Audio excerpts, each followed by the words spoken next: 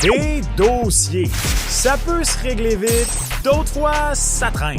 Et quand ça traîne, c'est jamais bon signe. Ça veut pas dire que ça va mal finir, mais ça donne des raisons aux partisans de s'inquiéter.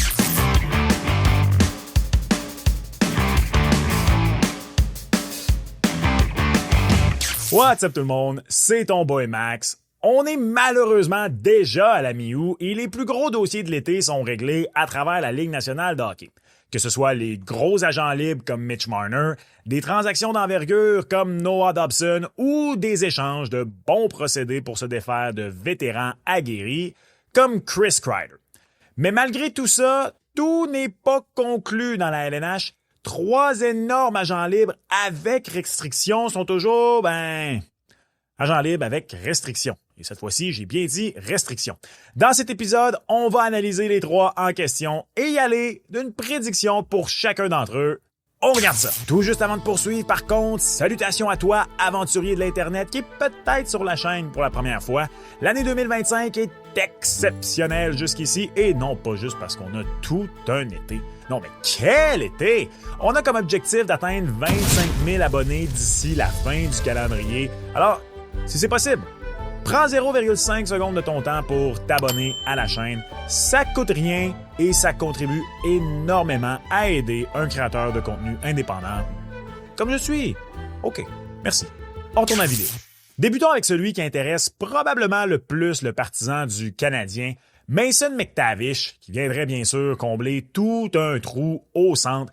Gaucher, 22 ans, 6 pieds 1, un papier sablé intéressant à son jeu. Je l'ai répété à plusieurs reprises sur cette chaîne, j'ai jamais trop compris les rumeurs l'entourant, principalement car en lui et Leo Carlsson, t'as à mon avis tout un one-two punch pour des années à venir au centre à Anaheim. McTavish vient d'atteindre le plateau des 50 points pour la première fois de sa carrière et en même temps de conclure son contrat d'entrée dans la LNH. Dans un récent épisode au sujet de Lane Hutson, je vous parlais de la difficulté pour les équipes et les agents d'arriver à un point d'entente cet été concernant surtout les jeunes joueurs en raison de la montée en flèche du plafond. Je suis pas mal certain, bien qu'un peu surpris, je vous avoue, que McTavish entre dans cette catégorie. Pourquoi pas mal certain? Ben justement, parce qu'il vient de faire 50 points en grande partie grâce à toute une fin de calendrier. Il a donc commencé à démontrer le potentiel offensif intéressant qui a fait de lui le 3e choix au repêchage de 2021 derrière Owen Power et Matty Beniers. Pourquoi un brin surpris? Ben parce qu'en date de l'enregistrement de cette vidéo, les Ducks sont l'équipe de la LNH qui ont le plus d'espace sous le plafond salarial. On a légèrement plus de 20,5 millions de disponibles. On pourrait donc se dire, voyons donc, prenez le risque que ce gars-là ait pour 1 an ou 2 un contrat qui lui rapporte un petit peu trop pour ensuite devenir une aubaine. C'est règle générale une des tendances prises dans la LNH ces dernières années. On signe un joueur, que ce soit Nick Suzuki, Juraj Slafkovský, Clayton Keller, Jake Sanderson, peu importe, pour un long contrat immédiatement. Le contrat peut initialement avoir l'air un brin cher, mais l'idée, c'est que ce joueur-là va devenir une aubaine plus tôt que tard. Le joueur aussi est gagnant parce que, un, il y a de la stabilité, le joueur de hockey comme ça, et, 2, il touche un plus gros montant plus tôt. Sauf que, cet été, en raison de la dite montée du plafond, Elliot Friedman rapportait dans le 32 Thoughts podcast que les formations et les joueurs ont plus de difficultés à s'entendre que d'habitude. Encore une fois, je l'ai expliqué plus en détail dans l'épisode sur Lane Hutson que vous pouvez écouter. Et c'est probablement là la difficulté avec Mason McTavish. S'il signait l'équivalent du contrat de Nick Suzuki, qui n'avait pas encore fait de saison de 50 points, mais qui avait obtenu l'équivalent de 60 par 82 matchs lors de la saison écourtée 21, ce serait un contrat de 9,1 millions de dollars. Est-ce qu'il y a une seule personne ici qui écoute en ce moment qui dit oui à Mason McTavish, 8 ans, 9,4 millions de dollars, sans aucune hésitation? Et là, on parle pas d'un jeune qui vient de connaître une saison record à la Lane Hutson, là. Le problème, c'est que pour les quelques prochaines saisons, la montée du plafond est tellement drastique que les nouveaux contrats pourraient rendre les anciens ridiculement bas. Tu sais, Imaginez que le Canadien faisait justement l'acquisition de Mason McTavish puis le signait à 9,1 millions. Puis, la saison prochaine, tu as un Nick Suzuki qui te fait encore 90 points environ, puis McTavish il en fait 65. Ouais, tough scene. Bref, ce que je pense que plusieurs jeunes joueurs vont signer, peut-être des contrats à la Austin Matthews, des contrats un peu plus courts, qui vont aller chercher un montant intéressant pour le moment, mais qui ne va pas maximiser sur le long terme tout l'argent que ces gars-là peuvent toucher. Bref, tout ça fait en sorte que Mason McTavish est, à mon avis, un des 3 gros agents libres avec restriction toujours disponibles.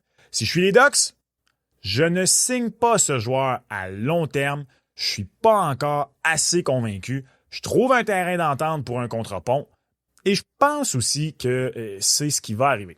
Je viens de parler du Canadien. Il y a des rumeurs qui ont circulé il y a quelques jours, peut-être semaines, comme quoi Montréal, les Red Wings et les Hurricanes seraient parmi les équipes qui gardent à l'œil la situation Mason McTavish. Si vous voulez mon avis, d'un point de vue purement hockey, McTavish, c'est le centre idéal pour le deuxième trio. Gaucher, de 1, l'âge idéal pour faire partie du noyau, un style de jeu qui ferait en sorte que, je sais pas pour vous, mais moi j'imagine bien un trio, McTavish, Bolduc, Demidov.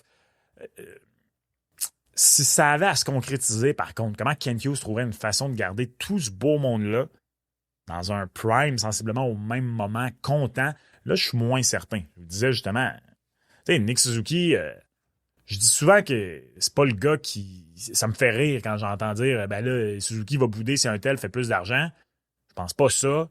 Mais par contre, si tu signes un McTavish qui fait plus d'argent, c'est pas Noah Dobson, en fait.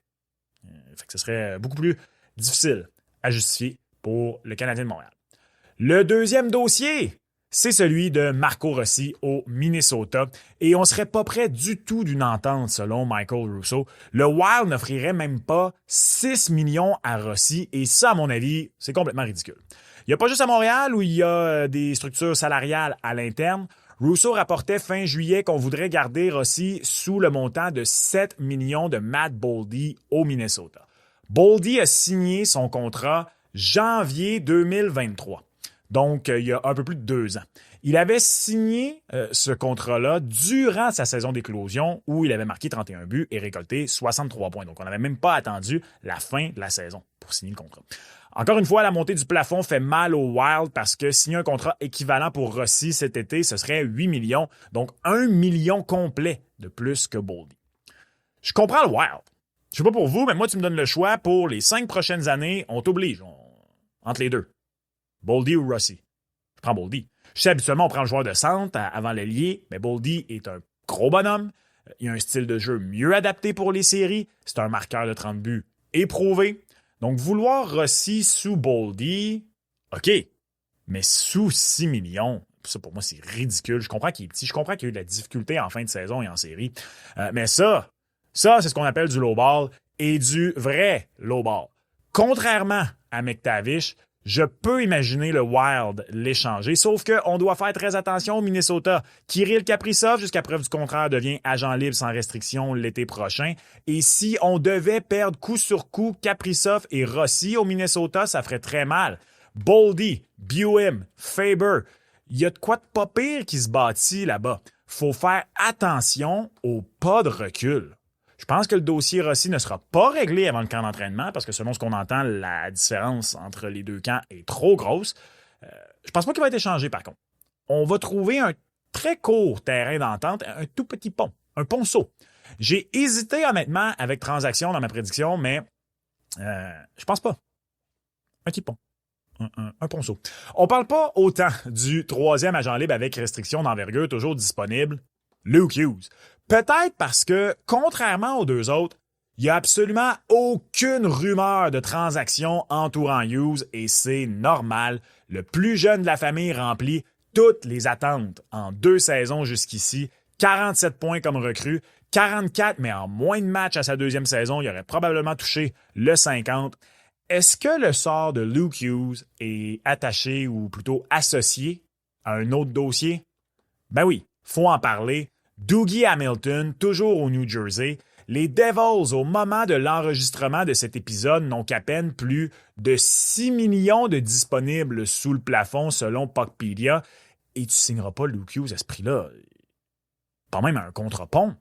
Sauf que Doogie a une clause de non-mouvement complète. Il touche 9,1 millions. Encore une fois, une bonne mise en garde avec les agents libres, particulièrement pour des jeunes formations.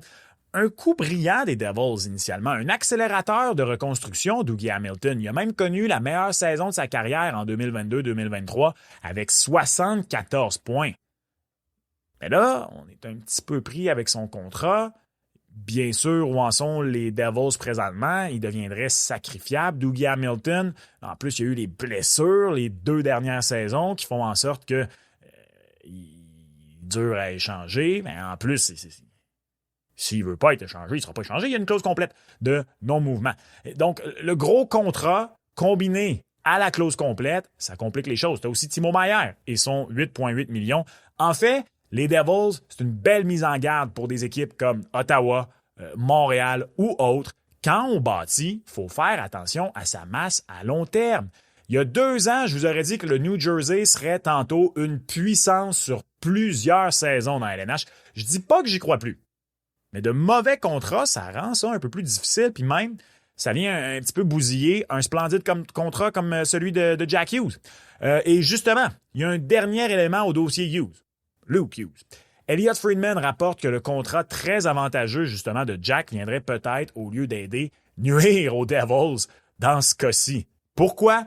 Dans le clan Hughes, aucune idée comment on négocie nos affaires chez les 3 frères, là, mais probablement qu'on se tient tissé serré. Mais anyways, on ne voudrait pas se faire avoir de la sorte. Comme Jack, il se retrouvait tantôt dans une liste des contrats les plus avantageux de la Ligue nationale de hockey. La situation salariale au New Jersey complique peut-être les choses, mais il n'y a aucune chance que Luke Hughes joue ailleurs qu'à Newark cette saison, si vous voulez mon avis. Je vais même ajouter une chance pour les Devils qui n'est pas éligible à une offre hostile, car je crois qu'une équipe aurait sauté là-dessus. Pourquoi je dis qu'il n'est pas éligible? Encore une fois, ça j'en ai parlé dans la vidéo Lane Hudson. Faut que tu aies joué 3 saisons dans la Ligue nationale pour pouvoir être éligible à recevoir une offre hostile. Et la 3e saison en question, il faut que ce soit au moins 10 matchs. Donc, les joueurs comme Luke Hughes, comme Lane Hudson, qui ont brûlé une année de contrat en jouant quelques matchs à la fin d'une saison universitaire, pas éligibles à une offre hostile. Ça va peut-être prendre encore du temps, mais Hughes va signer à long terme tout de suite pour les Devils du New Jersey. Je pense que ça va être un long contrat, contrairement à Marco Rossi, contrairement à Mason McTavish. Je pense qu'on va réussir du côté des Devils à trouver un terrain d'entente. Pour ça, par contre, il va peut-être falloir échanger un contrat. Et là, ça serait un sujet intéressant pour un autre épisode. Voilà donc pourquoi je crois que Mason McTavish, Marco Rossi et Luke Hughes sont toujours sans contrat. Crois-tu que l'un d'entre eux jouera la prochaine saison pour une autre formation que celle avec laquelle il jouait la dernière? Laisse-moi savoir en commentaire. Tu veux savoir où se situe le Canadien d'un point de vue masse salariale par rapport aux autres équipes de la LNH? Est-ce que le Canadien dépense bien son argent? C'est ici. Et on se reparle dans du prochain épisode. Ciao!